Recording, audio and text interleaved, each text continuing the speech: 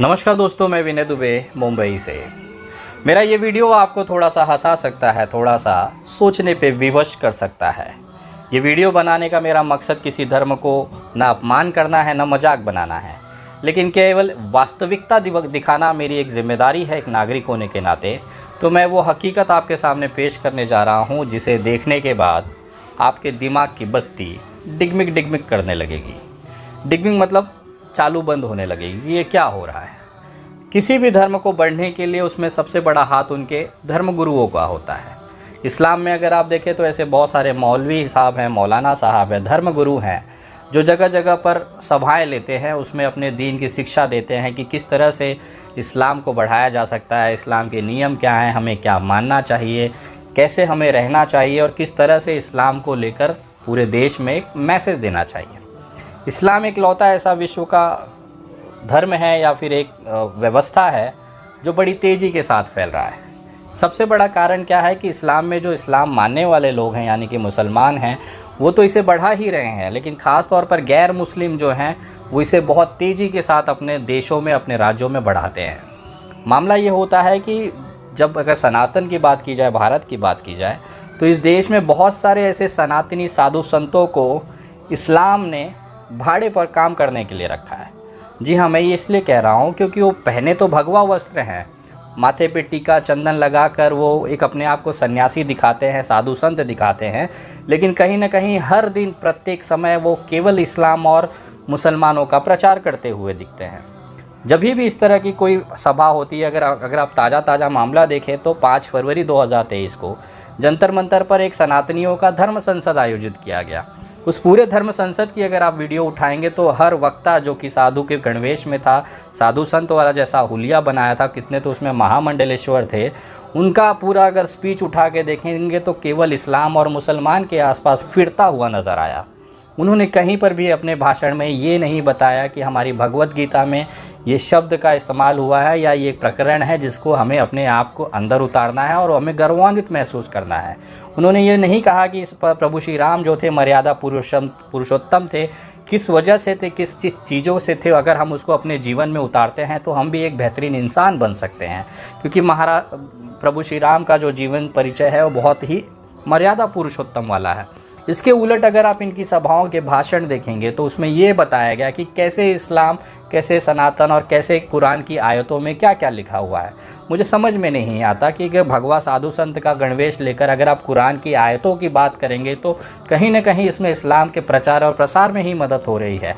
उन लोगों के अंदर भी जो सनातनी भाई हैं, हिंदू भाई हैं, उनको भी ये सोचने पर मजबूर होना पड़ेगा वो क्या करेंगे। जब आपकी बात सुनेंगे, एक साधु संत के मुंह से ये चीज़ निकली है कि कुरान की ये आयतों में ऐसी ऐसी चीज़ें लिखी गई हैं, तो वो गूगल पे जाएगा, कुरान को हिंदी में ओपन करेगा, इंग्लिश में ओपन करेगा और उसे पढ़ने की कोशिश करेगा। जब वो पढ़ेगा तो उसको दिखाई देगा कि कुरान के आयतों का जो मतलब ये बता रहे हैं इसका ठीक उल्टा है कुरान में आयतों का मतलब। कारण ये है कि ये अपने हिसाब से हिंदुओं को और सनातनियों को भड़काने के हिसाब से आयतों का मतलब निकाल देते हैं। उसी का ठीक उल्टी तरीके से अगर आप सही में वास्तविकता की कुरान के आयतों का और उसका सही मतलब निकालेंगे तो आपको पता चलेगा कि कुरान जो है एक शांति फैलाने वाला, मानवता और इंसानियत को बनाए रखने वाला एक ऐसा ग्रंथ है, एक ऐसी किताब है जिसका एक अच्छा जीवन परिचय उसमें बताया गया है। कुरान ही वो किताब है जिसमें ये बताई गई है कि मज़दूर की मज़दूरी उसके पसीना सूखने से पहले दे देना चाहिए। कुरान ही वो किताब है जिसमें ये कहा गया है कि अगर आपका पड़ोसी, चाहे वो किसी भी धर्म का है, समुदाय का हो, चाहे वो हिंदू ही क्यों ना हो, सनातनी ही क्यों ना हो, अगर उसका पेट भूखा है, अगर उसके घर में भोजन नहीं पड़ा है और आप भोजन करने जा रहे हैं, आपका जो निवाला आप खा रहे हैं वो हराम है। बहुत सारी ऐसी चीज़ें कुरान के अंतर्गत दी गई है, लेकिन उसी का एक गलत मतलब निकाल कर, तोड़ मरोड़ कर हमारे सनातनी जो साधु संत हैं इसे सभाओं में पेश करते हैं। मैं आपसे कहना चाहता हूँ कि आप सनातनी साधु संत हैं, आपने भगवा चोला पहना हुआ है, बहुत सारा रुद्राक्ष पहन के, चुंडी उंडी लगा के एकदम बढ़िया से तैयार होके पूरे गेटअप में जब आप माइक पे आते हैं तो कृपया करके सनातन धर्म के प्रचार प्रसार की बात करें।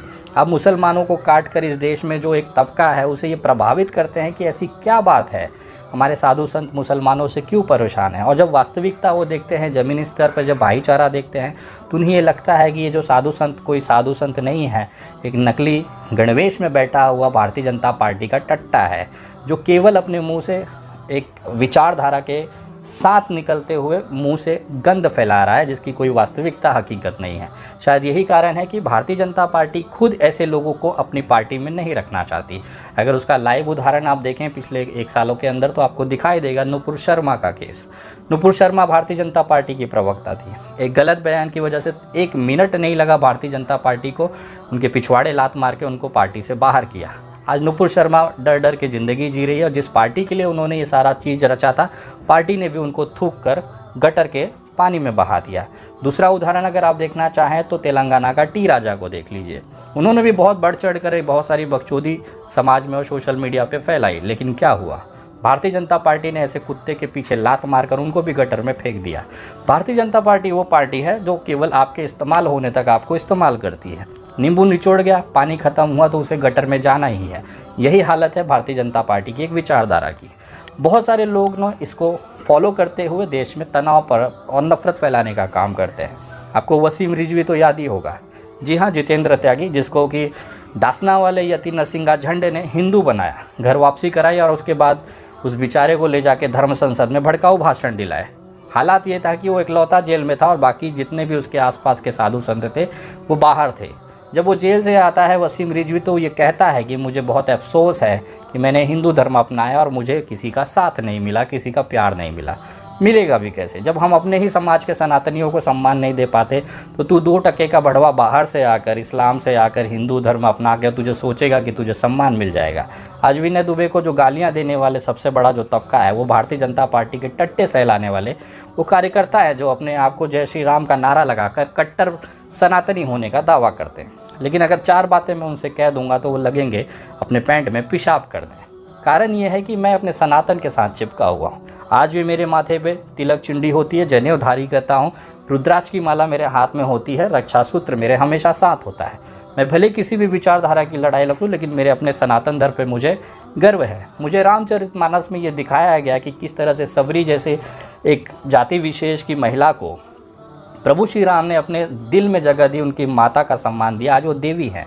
मैंने श्री राम चरितमानस में मैंने ये भी देखा कि रावण जैसा विद्वान पंडित भी असुर की कैटेगरी में माना जाता है। तो मैं उस रामचरितमानस के मर्यादा पुरुषोत्तम के जो नियम बताए गए हैं मैं उसे फॉलो करता हूँ। उसमें पशु पक्षियों से, इंसानों से इंसानियत वाली मोहब्बत करना, प्यार बांटना, लोगों की मदद करना सिखाया है। ना कि किसी के बुजुर्ग 70 साल के आदमी को पकड़ के दाढ़ी काटना, न किसी को पेड़ में बांट कर जय श्री राम के नारे लगाकर उसकी हत्या कर देना। कुरान में भी अगर आप देखेंगे तो ये वाक़या आपको उसमें भी दिखाई देगा, जो प्रभु श्री राम ने मर्यादा पुरुषोत्तम के प्रभु श्री राम ने रामचरितमानस में बताया है। कुरान में भी ये कहा गया है कि अगर किसी की आप हत्या कर देते हैं तो इसका मतलब पूरे इंसानियत की हत्या होती है। अगर आप ग्रंथों को सही तरीके से पढ़ें, ग्रंथों का सही से विश्लेषण करें, तो आपको पता चलेगा कि कुरान के अंदर, बाइबल के अंदर, गीता के अंदर जो चीज़ लिखी गई है वो भाषा अलग हो सकती है, उसका उद्देश्य अलग हो सकता है, लेकिन उन सब का मकसद केवल एक है, इंसानियत, भाईचारा और शांति का प्रचार प्रसार करना। शायद यही कारण है कि हमारे देश के यशस्वी प्रधानमंत्री माननीय नरेंद्र मोदी जी ने भी बहुत सारे सभाओं में कुरान को एक ऐसी बेहतरीन किताब बताई है जो एक अच्छी जीवन शैली के लिए ज़रूरी है। नरेंद्र मोदी जी की पुरानी वीडियोस अगर आप यूट्यूब पे देखेंगे तो उन्होंने कुरान को लेकर बहुत खूबसूरत चीज़ें भी कही हैं। एक सभा के अंदर वो कह रहे थे कि कुरान में सबसे ज़्यादा शब्द जो इस्तेमाल हुआ था उसका शब्द था इल्म। उन्होंने इसलिए ये शब्द का इस्तेमाल किया था क्योंकि अगर एक व्यक्ति शिक्षित है, अपने दिमाग का सही सकारात्मक इस्तेमाल करता है, तो इस देश के अंदर, समाज के अंदर वो प्यार और मोहब्बत और भाईचारा और इंसानियत ही पालेगा। लेकिन उसके उलट मैंने देखा हूँ कि हमारे सनातन धर्म में ऐसे बहुत सारे कलंकित करने वाले साधु संत हैं जिनके मन में मुसलमानों के प्रति, इस्लाम के प्रति इतनी नफरत भरी हुई है कि उन्होंने अपना मकसद, अपना संन्यास चीज़ जो है वो सभी में कॉमन है, सामान्य है, वो है इस्लाम, कुरान और मुसलमान। वो लगातार उसमें अपनी बात करते हैं और इस्लाम का प्रचार करते रहते हैं। यही कारण है कि आज इस्लाम जो है बड़ी तेज़ी के साथ पूरे विश्व में फैल रहा है। मुसलमानों की अपनी ताकत है इस्लाम को आगे बढ़ाना, दीन की शिक्षा बढ़ाना, इंसानियत, भाईचारे को बढ़ाना। उसी साथ में जो गैर मुस्लिम हैं, जैसे सनातनी भाई हो गए, बाहर कंट्रियों में अगर आप चले जाएंगे तो यहूदी हैं, ये तमाम जो लोग हैं ये पूरी तरीके से इस्लाम का प्रचार करने में लगे हैं। शायद यही कारण है कि फुटबॉल वर्ल्ड के और बड़े बड़े जो बॉलीवुड सेलिब्रिटीज़ हैं या हॉलीवुड सेलिब्रिटीज़ हैं वो हर साल कोई ना कोई इस्लाम धर्म को कबूल कर लेता है। उनको दिखता है कि नहीं, ये बहुत बेहतरीन कौम है या बेहतरीन एक धर्म है जिसको लेकर आगे जीवन जिया जा सकता है। तो यही कारण है कि इस्लाम की जो तेज़ी से बरकत हुई है उसके पीछे सबसे बड़ा जो योगदान है वो मुसलमान और इस्लाम का तो है ही, उसके साथ साथ गैर मुस्लिम लोगों का भी है। भारत में ये हालत आपको धर्म संसदों में देखने को मिल जाएगी। ये वो विश्लेषण है जिसको बहुत कम लोग वास्तविकता से जोड़ पाते हैं। हकीकत है ये, इससे आप मुंह नहीं मोड़ सकते। अगर आज इस्लाम को बढ़ाने में सबसे ज़्यादा योगदान मैं कहूँ तो डासना वाले यति नरसिंहालाल और उनके तमाम उस तरह के नकली जो संत हैं, ऐसे लोगों का हाथ है।